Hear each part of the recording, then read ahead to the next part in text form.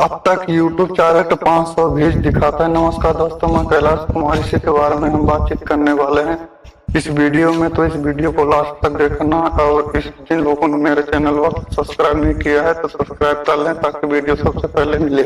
आपको सबको पता ही होगा, भोजपुरी गाना बजने वाला है पिया खराक वाली, जो कि इस लगन में गाना बहुत ही धमाल मचाई थी, क्योंकि लोगों को बहुत ही पसंद आई थी। हर गली, हर चौराहे, हर लगन में पवन सिंह का गाना बजा।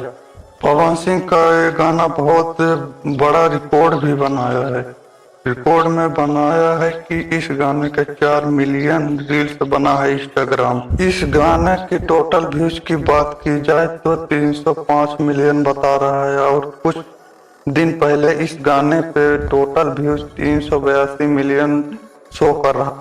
हमने सोचा कि 400 मिलियन व्यूज शो कर जाएगा तब मैं न्यूज बनाऊंगा, लेकिन कुछ दिन बाद हमने चेक किया तो 340 मिलियन व्यूज शो करने लगा, और धीरे धीरे व्यूज कम होने लगा, और आज हमने चेक किया तो 305 मिलियन शो कर रहा है टोटल व्यूज।